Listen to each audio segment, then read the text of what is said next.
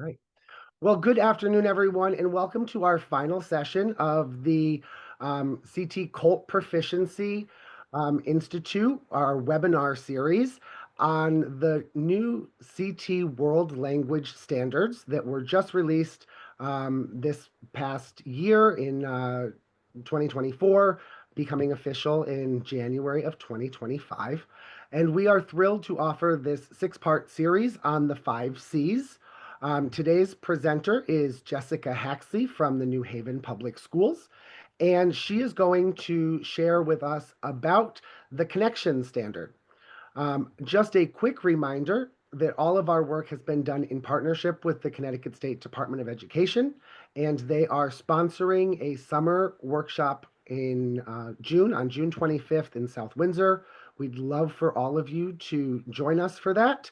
It is a free event and in person, so visit the CT Colt website to sign up for that. All right, Jessica, I'm going to turn everything over to you, and everyone enjoy. Well, hello everyone. How you doing? I'm so happy to be with you here today. And I know we're recording, but those of you watching the recording should know that it just so happens that, a bunch of my favorite people showed up today. So I happen to know a lot of the people who are in the Zoom with us. And I happen to know that they're all very excellent teachers and would have a lot to say about this topic as well. So I'll probably be calling on them to share some of their stories. So today we're here to talk about the connection standard. And I'm excited to talk to you about it because I don't get enough time to talk about it as we used to when the standards first came out. So here we have the 5 Cs. These are the 5 Cs that come from ACTFL that we've had for many years, since 1996. And the Connecticut new World Language Standards very much align with these 5 Cs. And as you know, communicate effectively in more than one language. Cultures interact with competence and understanding. These are sort of the overarching statements from Connecticut.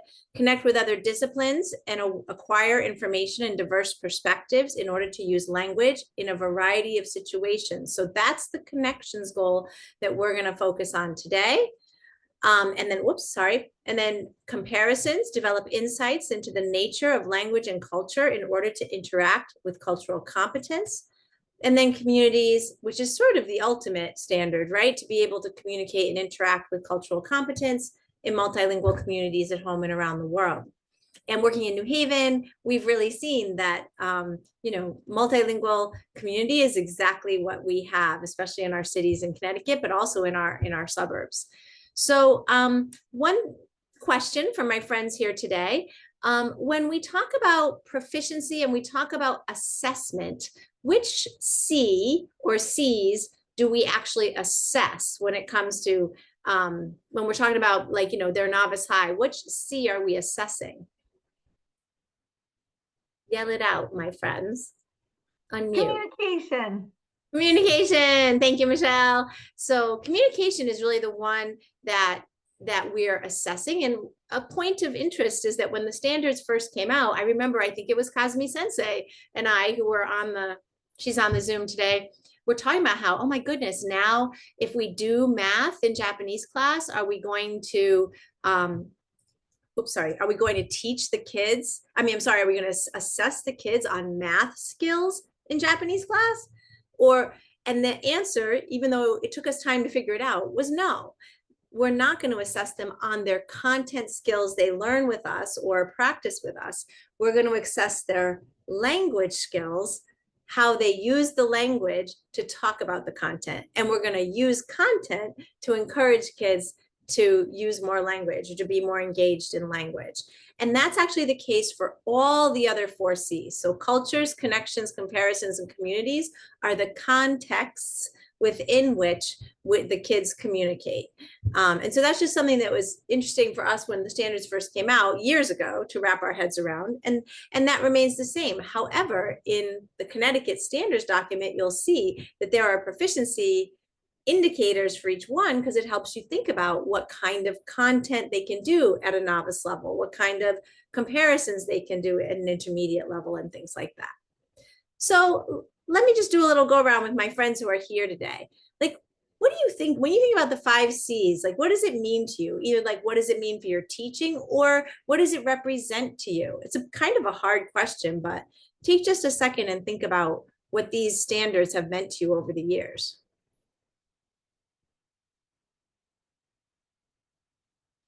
And feel free, anyone, to unmute and give us a comment if you like.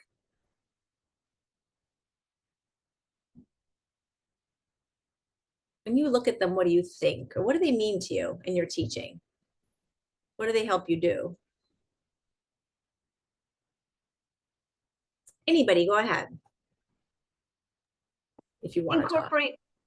Incorporate more perspectives, especially the community standard, because it makes you think of how am I going to make this significant beyond the classroom? Yeah, it really does, doesn't it?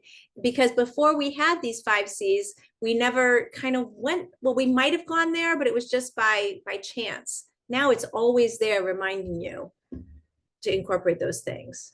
Definitely. Did anyone else want to comment? And no pressure, you don't have to. Sure.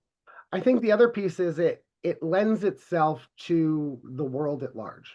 I think prior to the standards, we focused on a lot of what happened in a textbook, and didn't necessarily have a wider perspective of the actual people who use the language. And this has given us sort of an inroad to look at how language is used by different speakers, where it's used, and not only that piece of it, but it allows us access to cultural points that we may never have been able to gather through English or whatever our primary language may have been.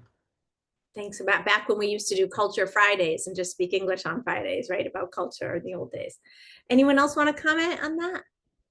I think it's the foundation of our curriculum. Like when I think about thematic units, do I have all 5 C's in the unit? So like it's more like give me the holistic idea of like what I should include and not include in the curriculum or unit plans. Love that. Yeah, absolutely. It's a driver of curriculum, right? This has defined for us what really makes a good thematic unit. Great. And I think I'll pay you later, Kazumi Sensei, because that's one of the things that I was hoping to bubble up as well, and Jimmy and Michelle too. So to me, it kind of what all of you said, and it also kind of defines what we want the kid to be when they leave us, or the skills we want the kid to have, I should say, when they leave us. So our current kindergartners will graduate in 2041. And so, or maybe that was last year. So maybe it's 2042 now, when I first made this slide last year. So, you know, I want that student to have a well-rounded world language skill set. And that means that it's not just that they can communicate, it's that they can communicate within the context of the culture. They can connect to other subject areas. They can understand the nature of language and culture through comparisons, and that they can use it in the community. So it all comes together, I think, in the 5 C's. So, and I think Kazumi really spoke to how the 5 C's affect curriculum, instruction, and assessment, right? Because they define what we use in our curriculum, and then obviously what we're using for our assessments. So when you do create assessments, you might be, or units, you might be thinking of the 3 modes, hopefully, and of a theme and maybe an essential question. But then when you start to try to pull in the other 4 C's, in my humble opinion, it always makes your unit better. So, you know, you might start with a theme like school. I'm going to do school, and they're going to talk about this, and it's great. You know, you're thinking of the 3 modes. They're going to do this with school and that with school. But as soon as you say, well, have I included culture? Have I included comparisons of language, comparisons of culture? Have I included something that they're going to have to do in the learning about another subject area? It always richens your units. So I really think it helps the units to become more engaging, more creative, and actually more likely to be real world and develop real world proficiency. So here's just some examples of that, and I know that you guys know this stuff, and I know we're getting to connections, I promise, but I feel like we always have to lay that foundation in the 5 C's. So here's an example. In New Haven, we have a travel unit in level 1. Lots of people have travel units. We love travel units. And here's our essential questions. I'm just going to show you how this is our list of the can-do statements for this unit in just communication, right? So the kids are talking about where they want to go, what they're going to do, what they're going to see, what they're going to eat. Those are all very sort of communication, straightforward things that we probably always taught, right? But then once you move into trying to think about the other 4 C's, it really richens the experience. So then you think, well, for cultures, what am I going to, so you have to think, well, in travel, what are you really comparing? Well, cultural products and practices in my local area compared to when I watch travel videos of the places I want to go. I'm going to use behaviors I need to use at the different places. So for example, an Italian teacher might teach the kids they have to bring a shawl to go visit the Vatican or something like that. Or an Arabic teacher might teach them when to wear a head covering to go into different places. And as soon as you think about connections for travel, which can be tricky, you realize, oh, wait, though, if we're incorporating geography a lot and really like saying like, where's Spain, where's Costa Rica, where's El Salvador, then the kids are learning geography skills in our class as well, or reinforcing it. Math skills, absolutely, with currency exchanges. And I think we might be the only subject area that teaches kids about currencies and exchanges, which is really important to know. And also talking about what modes of travel are most cost effective and environmentally friendly. So you can do a lot with very little language, to do prices, ticket prices, and then that little indicator of how environmentally friendly that CO thing on the Expedia. How passports and visas are used to control immigration flow. So you can show them graphs of, passport entry and exit. And another thing we teach students is about passports that isn't probably taught in any other subject. So as you can see, and you guys can read this, pause the video and read it, but as you move through the 5 C's, it really richens the kind of ideas you have for what the unit can contain. And sometimes it influences you to go back and rewrite the whole unit a little bit more clearly. Here's another unit we have. This is a level 3 unit. We call it Iconic Figures. It's really like a heroes and historical figures unit, but we wanted to be a little more cool about it. So here's a level 3 unit. Again, we've got straightforward biographies, famous people, talking about where people were born, their history, telling stories, things like that. But when you take it and you try to figure out what you would have to do in other subject areas or for culture and things, it gets so much more interesting. So for connections in this particular, I can't read it here because I got my thing. Now you're using sort of ELA stuff in this unit because you're doing analysis of opinions and you're starting to do some reading also that really links to the ELA curriculum. So identifying major historical figures from the target culture and world history, finding information in content-rich nonfiction text, which is straight from the ELA work, participating in a debate. So we have the kids do a debate in this one, so that goes straight to it. And as soon as we were forced to think about that by the 5 C's, it made the whole thing feel more interesting. So today we're gonna highlight this connections goal, but now that we've sort of thought about how the 5 C's influence the whole unit, let's take a deeper dive into connections. So in the world readiness standards from ACTFL and the Connecticut guideline, world language standards, we've used many names over the years. We have 2 sections to the connections goal. So the first is about making connections to other subject areas. So build, reinforce, expand their knowledge of other disciplines, other subject areas, while using the language, so not speaking English to do that, to develop and for a purpose. Why are we doing that? To develop critical thinking and solve problems creatively. So we'll unpack that in a second.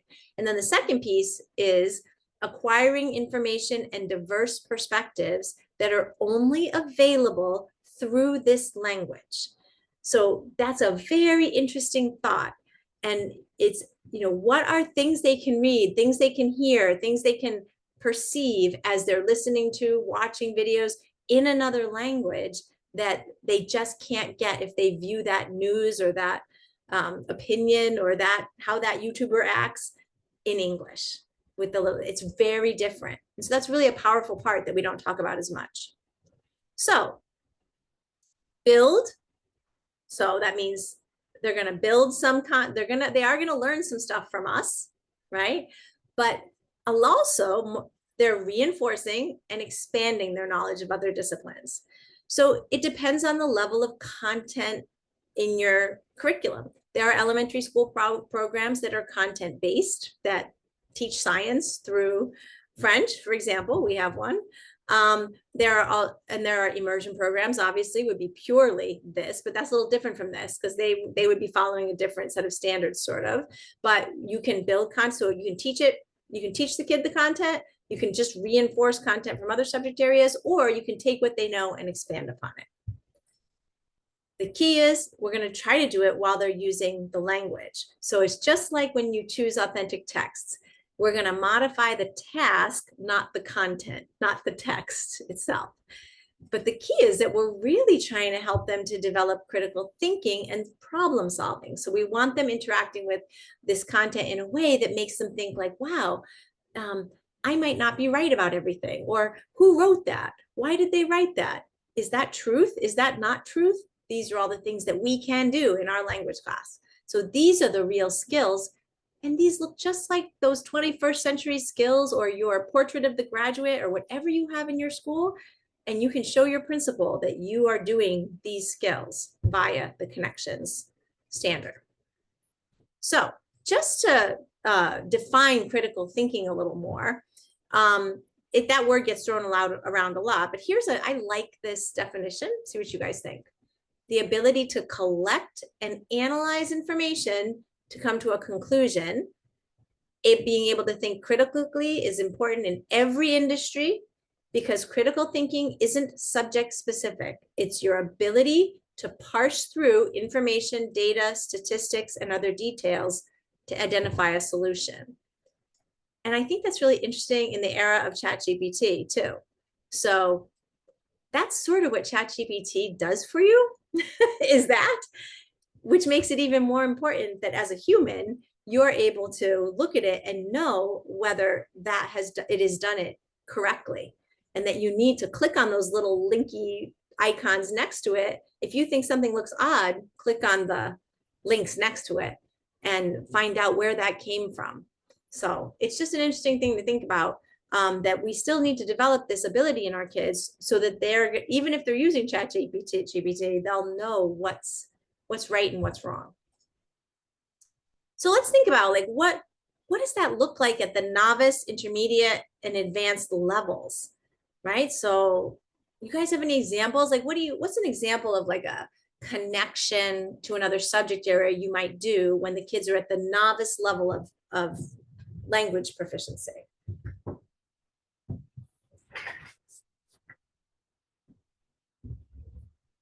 Anyone want to shout out?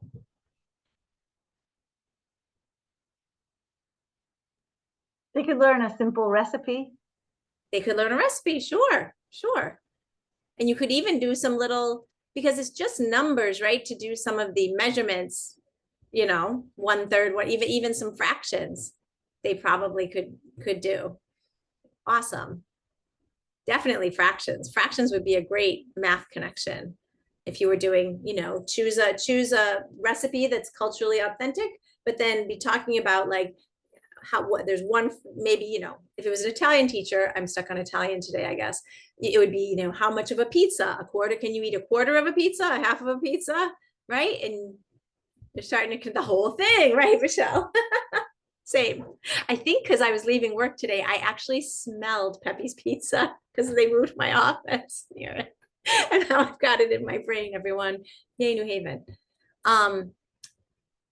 Kazumi Sensei might remember in pre-K, we used to do patterns a lot. with the kids, where you would just, but as a language practice. So something like, green frog, red frog, green frog. And then the kids would yell at red frog in Japanese. But it was a language activity, but the use of patterning to do it is a content activity, right? Now, of course, as you get into intermediate and advanced, the connections that you can do to other subject areas actually get quite creative, right? So you can have kids reading things that are historical to connect to social studies. You can have them learning about the environment or learning about reduce, reuse, recycle. All kinds of things get a lot easier. And then obviously by advanced, it's getting very close to what you would consider content for your English level. All right.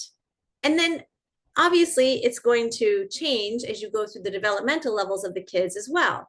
Another thing that comes to mind is like K-2, we used to do this thing called sink and float, where you get fruits, all different fruits, and you make a little graph and you say to the kids, do you think this is going to sink or float? And then they have to hypothesize. So that's the key. They have to make a little arrow on their paper, whether they think sink or float. Then you put it in the water, and then they put what it really does, arrow up or down. Now, one tip, definitely get grapes, because the grapes sink like a rock and it's really dramatic. But anyway, so the key to that, though, is not the science behind sinking and floating. We learned a long time ago that that's impossible. It really is a very, very complicated thing, why they sink or float. It has to do with mass, it has to do with sugar contents, all this stuff. What it is it's the hypothesize. They would creating a hypothesis. After watching a few, then they're starting to guess or hypothesize whether something will sink or float based on how it looks, how it feels, how it's heavy, how it's light, and then doing the experiment and figuring out the answer. That's the scientific process that you're kind of teaching a pre-K kid by doing sink and float in front of them. So in any case, and obviously the kinds of experiences you can give them as they go up, you have to think about the developmental level. So by grades 3 to 5, you can start doing simple money conversions, things like that. And of course, 6 to 8 and up, you can get into a lot more of that, maybe more specific money conversions. We used to teach the kids how to convert Celsius to Fahrenheit by saying the formula in Japanese. So like 9 times 5 Celsius is plus 32 or whatever it is equals, and that works as well. So we'll do some examples. So you can connect to any subject area that you want, anything that kind of inspires you or makes you passionate, that you're passionate about. But one that really has a lot of bang for the buck is connecting to ELA. So I'd like to pause on that just a little bit here. When you do, if you want to connect to ELA in your unit, the best thing to do is to focus on transferable strategies to teach the kids. Transferable skills, you could also call it. So strategies kids can use when they're interacting in any language. And that's the beauty of this. So if you're teaching kids, for example, vocabulary learning strategies, like even just how to use flashcards, how to set it up with a picture on one side and a word on the back, and teaching kids might not know that kind of stuff. Or vocabulary learning strategies like Frayer model, where they write the word in the middle and write the definitions and examples around the side. I think I have it somewhere in here. I'll show you. Also writing like, what do I know? What vocabulary do I know about this unit? What do I want to know? Right? Type of things. Or I forgot the name of it, but the knowledge rating scale, where students rate themselves on how well they know a particular term and then try to write a sentence with it, things like that. Those are vocabulary learning strategies that are also used in ELA. Reading comprehension strategies. So if you're using some of those question types, like when you give an authentic text, ask a main idea question, always, but then, and maybe a few fact questions, fact detail, but then try to ask an inference question as well. Reading this text, do you think this person would like McDonald's? Yes or no? Why? Right? Looking at this video and listening to what this person says, do you think they will travel to the United States next year? Yes or no? So things where the kids have to think a little more than just the answers right there. As language teachers, we tend to want to give them all fact detail questions, but actually it's the main idea question, like what is the main idea this guy's talking about? And then those inference questions that really develop their skills beyond just languages. You can also we also teach them test taking strategies, just the idea of if you have an authentic text, don't panic, go read the questions or read the task you're supposed to do with it. You don't have to understand every word to do well on a comprehension task. You have to just get the gist. And that's a huge lesson we can teach them. Don't panic, just get the gist. And also writing strategies. We can use all the same graphic organizers that the ELA department uses. You could use the same exact ones to write an argument for, against, or whatever, or a story, first, next, third. All those things are available to us, and great connections, standard activities. So, oh, here, look, I listed them here and I forgot I made this slide. So oh, I have slides for each one. Good job, Jessica. So I forgot. Here's more vocabulary learning strategies. These are the ones I mentioned. So you guys will have access to this slide. Also, just kids doing visual representations. So taking a word and then drawing something to go with it, or finding something to go with it. That's a Marzano strategy, right? Visual representation of meaning. Flashcards, manipulatives, Freire model, all those things. Comprehension strategies. Also, just those sort of phonicsy letter recognition, sound recognition, using sight words. You know, there's nothing wrong in all of our languages, especially Arabic and Japanese, in having every unit, there's a set flashcards that you're showing the kids, and they're learning to read those words as sight words. That's very powerful, especially in our language, in the category 4 languages, because then when you teach them a letter or a character, as Cosme knows, of course, they have something to cling to when they learn it. They're like, oh yeah, that's from that sight word, that word we learned, you know, marhaba or whatever. So developing those is really powerful. So those are bottom-up strategies, and then top-down is what we were talking about, that getting the gist, and also using text structure. So we can teach the kids that if you see bullets, if you see bold, if you see italics, go and figure out what those things are first, because they're important. That's a lesson from ELA. And they can use that when they try to read English as well. And these are those things I already talked to you about, but the question types, learning how to look for answers for different type of questions.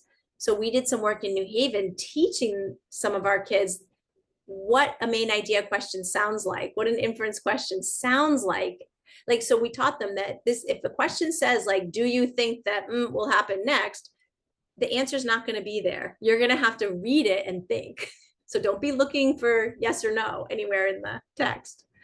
And just the idea of reading the questions first before you panic about how much of the text you can understand. And then here's your writing strategies that you can incorporate, right? So even mechanics, even the idea that when you're in the presentational mode is when you have to be perfect. Pronunciation, if it's a speech, grammar, points, punctuation, all of that, capitalization, that's where it matters, is in presentational, because you're sending it out to an audience and the kids have no problem with that. But we can teach the kids how important it is.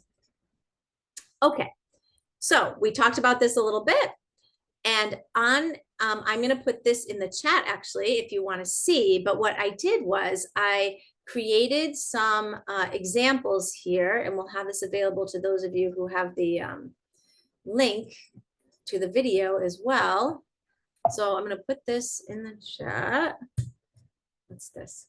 And if you go on the first tab of this spreadsheet, you can link to, for example, if we were to click on music here, it goes to the music tab, and there are some examples here by grade level. So it's not really filled out that much because I only filled out a few, because what would be great is if we could all start to fill out more of this, right? So if there's something you've done a lot at a particular grade level, we can all share this. So some of this stuff, for example, ELA is completely filled out because I I encouraged everyone to do that in the spring, and then I wrote a lot of these too. So here's examples at the novice level, K to 2, at the intermediate level, 6 to 8, for example. So you can see different examples in each subject area at the different proficiency level by grade level. So you can check that out. You can take a look right now, and then feel free if you want to do it now, or if you want to do it later, feel free. It's editable by anyone. So as Connecticut Colt, it'd be great if we all added things to this and could just go in there when we need a little inspiration. I'm going to go back to my slides here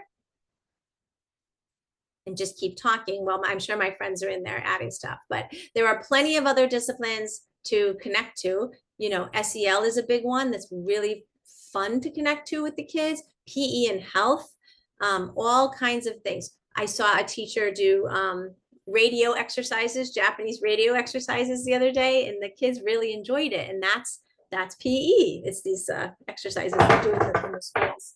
Oh shoot, I just spilled my drink all over my computer. 1 second, everybody. Okay, I'm gonna grab a towel.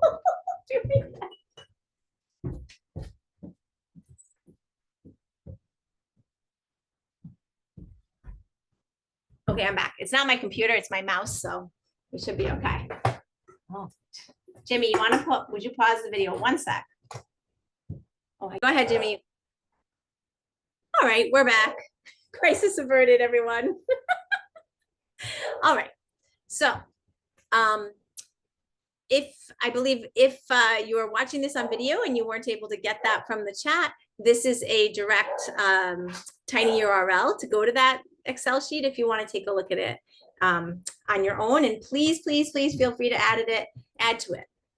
Okay, and let's just pause back for a second on the idea of connections as a context, right? So connections is the context with which the kids are speaking. So if we're doing, like we said, if we're doing the math or the sink and float or whatever it is, that gives us the context. We want it to be as authentic as possible, but what we're assessing really is their language ability. So we're not going to give them a math test. We're not going to give them a sink or float test, but we might say to them in a little interview, like, oh, Apple, what do you think? Does it sink or float? Yes or no? And they might say yes. And we say, oh, do you like apples? We would quickly move it to, see, because sink and float are not words we care about them remembering forever.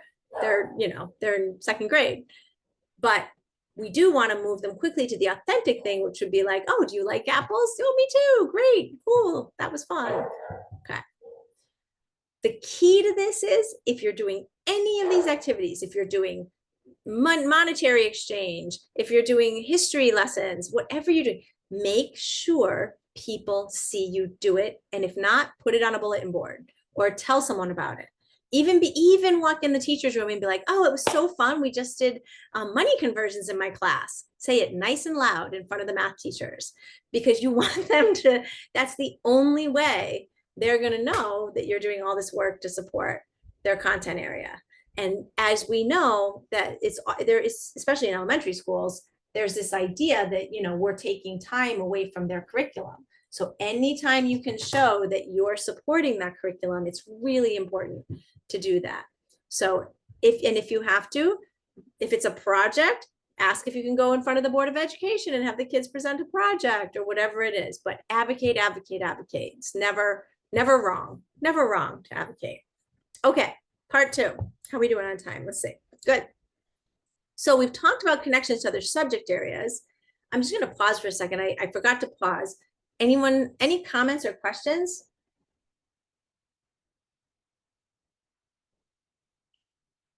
We doing okay? All right. Thank you. So now let's move on to this interesting second component, acquiring information and diverse perspectives. So learners access and evaluate information and diverse perspectives that are available through the language and its cultures. And it doesn't say it there. It used to say it in the original standards, as I remember, but only available. And that's key, right? So let's talk about what it means. Interestingly, these two words also weren't there when the first world language standards came out ACTFL's first draft came out. But they made it much more active in the last revision, and our Connecticut standards have these active verbs. They access and evaluate information. So they're not just being given it, there's also this component that by the end of our sequence, by 12th grade, doesn't mean they have to do that in kindergarten. By 12th grade, we've taught them how to go to Al Jazeera News, or how to, go find Japanese news stations, or El Mundo newspapers, or, so that that's really key skills when you think about it, to give kids. Wouldn't you be proud if our students were in a conversation with friends and the friends were talking about some news story and they were like, oh, let me check the European perspective on that. And let me check the Japanese perspective on that. That would be amazing. And that'd be exactly what we want, for them to access the diverse perspectives available only to people who can read the language. Now, that's changing, of course, with Google Translate and things, but still, you still need to understand the language for a lot of the nuances, right? Okay, so the best way for kids to start to access and evaluate information is obviously through authentic texts and authentic experiences. So let's look at what that might mean. So authentic texts could be absolutely anything that is from the target culture for the speakers of that culture. There's also some conversation nowadays about, whether if you exchange letters with someone else in your school in a language, whether that's an authentic text. I mean, I kind of feel like, yes, it is, if that, anyway, it doesn't matter for this particular conversation, because this is about accessing the culture that's available through those authentic texts that are made for target language speakers. So for this moment, we are really talking about texts from the countries or from the communities. So like in New Haven, if you were to read, one of the newspapers available made for the Hispanic community, that is absolutely something that would give you a perspective on New Haven culture that you wouldn't get if you didn't speak Spanish. So that's a great example of a local community application. So here's some authentic texts. Even a picture of a train schedule is an authentic text. What could be more important for them to know how to read, really, than that if they're traveling? More authentic texts, any kind of infographic, videos, all these things. So let's take a look at what the Connecticut standards give as kind of as examples of novice, intermediate, and advanced interactions with authentic texts here. And this is the this isn't that. This is the proficiency guidelines. This is the proficiency guidelines for novice, intermediate, and advanced. So let's just take a look at these and piece out what kids have to do at those levels. So this is sort of the can-do statement here, up here, right? Or the definition of the proficiency level. So what that really means is that they're comprehending and responding at the word, phrase, or simple sentence level. Why did I put or in English down there? Why would Jessica, who loves 90% plus, put that there? Anyone? Well, it's commonly accepted within the field that when you're assessing interpretive comprehension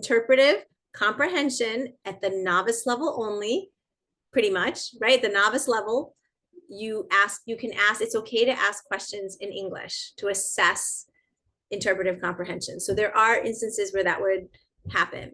The thing I've been saying to people lately is, if the kids can understand the question in the target language, ask it in the target language. But if you're not confident that they understand it, then ask it in English, because you won't know whether they didn't understand the question or they didn't know how to give you the answer. So if you really are trying to assess interpretive ability, comprehension, then that's how you make your decisions. So that's the novice level. So what they're doing is they're looking at a text and picking out words, phrases, simple sentences. That's how they're comprehending at the novice level. By the time they get to intermediate, they should be reading whole sentences and understanding them. That's the real, so that's the move, is that now you're still using a lot of those pick and choose skills, but you should be able to comprehend sort of some whole sentences, quite a few whole sentences. And then obviously by advanced, you're comprehending, responding, and analyzing, evaluating at the paragraph level. And to me, this mode here, where we're trying to move them to be accessors and evaluators of information, really calls for the gradual release of responsibility. So there's going to be a lot of modeling where you're doing it with them, and you're showing them how you look at a text and how you pull things out. Oh, this, oh, I'm going to underline this. Oh, you're sort of modeling how to do it. And then you're letting them do it maybe in pairs, or you're walking around and helping. Now the dog's going to bark. And then finally you're, so then you're letting them do it and guide when they're sort of individually. And then finally you're having them do it alone. But this takes time. That's not going to be like tomorrow you walk in and say, analyze and evaluate this piece of information, only available in the target language. And just like always, if it's an authentic text and you're using it with novices, it really should have visuals, right? It always should have some pictures or something that are helping them cling to comprehension. So what do you have to do to make this happen? To begin with, expose students to lots of pictures and videos from the target cultures. So even at the youngest ages, they should be seeing lots of pictures of different Arabic speaking countries, lots of pictures of Arabic people, lots of pictures of Arabs, lots of pictures and videos from the culture. That gets them used to accessing this information and staying calm when they hear a lot of Arabic. And you just give them little things to do with it. So the little thing we're going to give them first is just notice and compare. So as you watch this video, what do you see? Just list, write at least 4 or 5 things you notice, right? Or as you read this, as you look over this infographic, even if you can't understand it, what are 3 things you notice? And hopefully there's pictures on it or graphs, right? Then pulling them over to compare, but not all Egyptians do this and all Americans do this, comparing me or my opinion or my family or my experience to that one thing, that one experience. So we're going to avoid stereotypes. In order for kids to interact this way too with authentic text, you need to pre-teach expressions that they'll need, not only to access the text, but to discuss it. So if they're going to be evaluating information together, that requires a little different language than we might normally teach. So maybe you're going to have to eventually, not in the early novice maybe, but maybe by novice high, right? Give them a chat mat that says, I think that blank, I agree, I disagree. Things that help them have that discussion. We're also going to have to teach them how to do research, and in our countries, in our cultures, where's the best places to find truth information. And I also really like the idea of teaching kids the culture triangle. Did I put it? Oh, good. I think many of you have seen this before, but when I think about the culture definition, I really like to put it on a triangle. And I think it really helps kids to process what they're learning by thinking about, is this thing I'm learning about a product or a practice, or what do these 2 products and practices say about the perspectives, the why? So for example, so the perspectives answers, why do they use these things? Why do they do these things? And it's usually some deeply cultural reason. So here's an example from my level 1 Japanese class last year. Now this they did fill out in English because they're novice mid at the time, but we watched a bunch of videos of Valentine's Day in Japan. First, I had them fill out the left. And so before we watched the videos, we filled out what do you do? What are your products of Valentine's Day? What are the practices of Valentine's Day? Why are we doing this? So that was kind of an interesting discussion. And that was my 10% English for the day, right? So I made a very purposeful decision that I was going to speak a little English to let them talk about those perspectives, because it was a level 1. Normally I wouldn't, or I would have some other way to do it so that they they might answer a question, but then we're correcting it in Japanese. And then we watched a bunch of videos and they listed what they saw. And then they answered the bottom. And then they talked about it with a partner. And then they shared it with the group. But I just think that this kind of thing helps kids to start to, the comparison especially, really gets at that sort of analyzing. It's beginning analysis. It's not super analysis, but it's beginning analysis.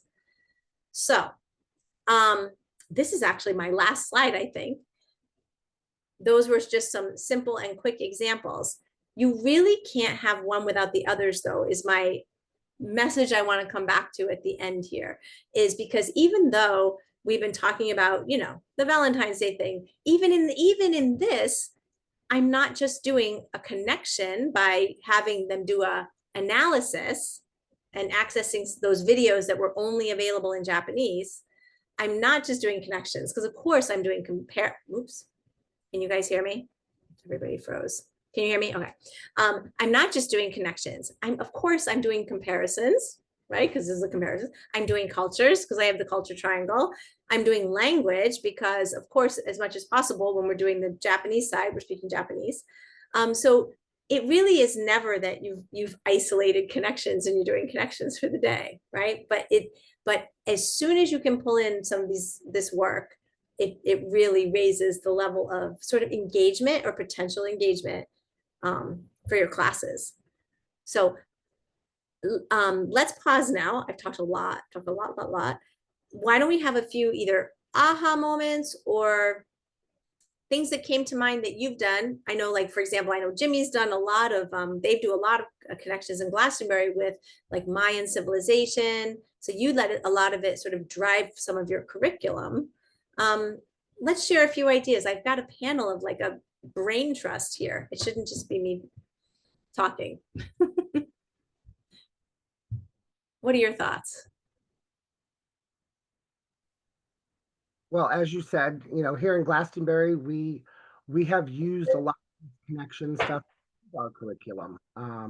So, for example, as you mentioned, our ninth graders in Spanish 3 focus on what happens when two cultures meet. And so we go into a lot of history, but also then we're comparing those features and structures, and maybe it's their leadership styles or government that go on, and we're able to make those connections across different both groups, potentially geographic regions, and again, it depends on the exact class, but yes, lots of great connections.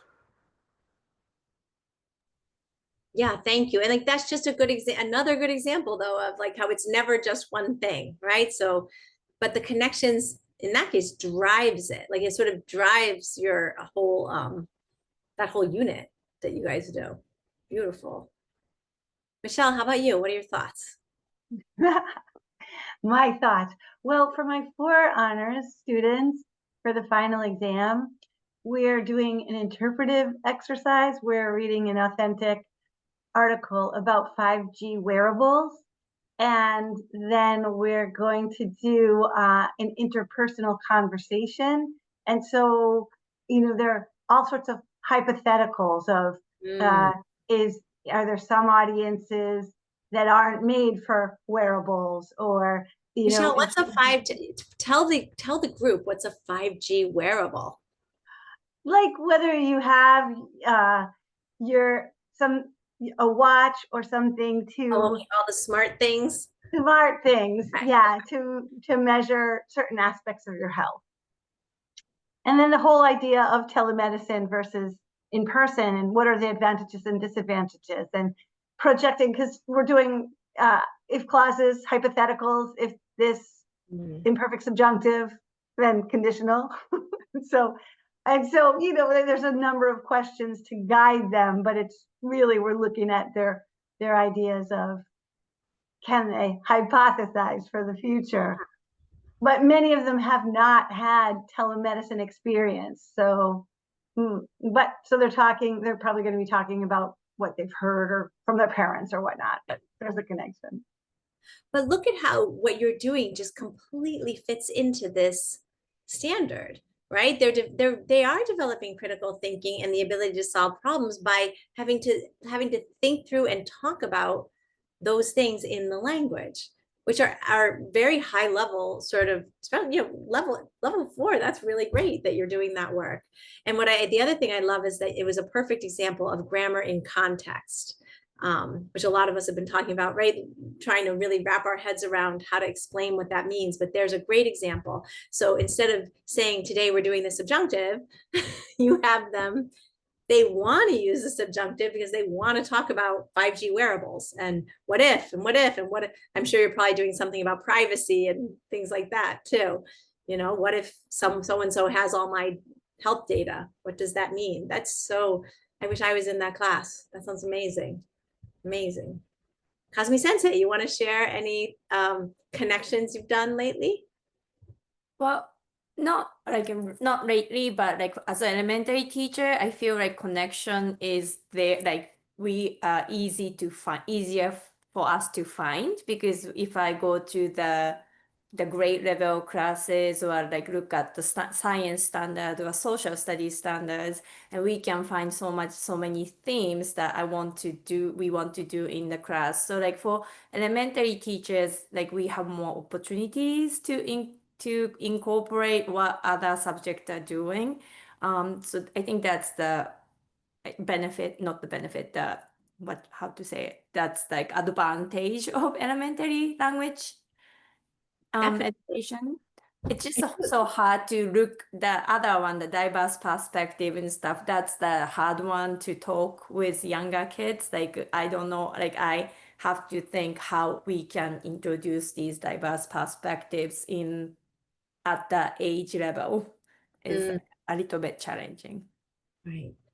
And I've seen Kazumi do such an amazing job with in their school, they have the 7 habits. Am I saying that? 7 habits. And she does such an amazing job of like teaching them about that in Japanese class, so that she's supporting, I guess you would call it, it's kind of like SEL leadership content in a way, right? And so they say them all in Japanese, and she chooses a leader or whatever it is of the day. But the homeroom teachers and the principal see her doing that. And that's so powerful too, just from an advocacy perspective, that she's always doing exactly, something to support what the whole school is working on. Really nice. Lisa, did you want to add anything? I don't know if Lisa's with I'm us. here. Hi. Okay.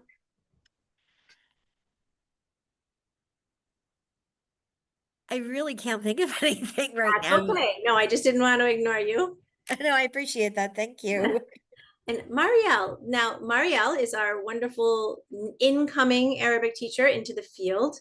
What do you think about all this? Is this different from the way you learned in school? Do you think that you're going to be able to find things that you can connect, like different subject area content you can do in your Arabic classes? What do you think about all this? Yeah, it is completely different. How I learned English back in my country, it's completely different. Here it's like really you have more resources. Over there you have just the teacher and the book you have to read, learn the alphabets, and then you have to put your own efforts to learn the language. It's like how much you're passionate about it. Here it's completely different, and again, all the resources, and yeah, it's different. And I wish I had a chance to learn it the way the kids are learning here. But the good thing is, like, I'm learning new strategies so I can apply when I become a teacher and I have my own classroom. Wonderful. Thank you. Yeah, I think most of us are on this call. Most of my friends and I here went to school in the US when it was just us in the textbook. Also, I don't know if any of us were lucky enough to have standards-based instruction, but here we are. And thank goodness that, like Marielle said, I hope that our kids enjoy language learning because of all this richness of the standards. And now in Connecticut, we can back it up with a document that, now we have a document after 20-year wait that actually does support the standards, and that you can show your principals and say, look, I'm teaching to the brand new Connecticut World Language Standards, and I'm also supporting other content areas in my work. So please go ahead and continue to add to that spreadsheet that we showed earlier. And it's been such a pleasure to be with all of you, and hope to see you soon. And if not sooner, at the conference in the fall. New Haven, in New Haven. Oh, thank you, Jessica, for your time and guidance and expertise in all of this. We certainly appreciate it. I'd like to remind everyone that on June 25th, we will be in South Windsor for a full-day workshop, and you are all invited to join us. Again, you can visit ctcolt.org for the registration for that. And with that, I'll say thank you all for joining us, and have a great rest of your day. Thanks, guys.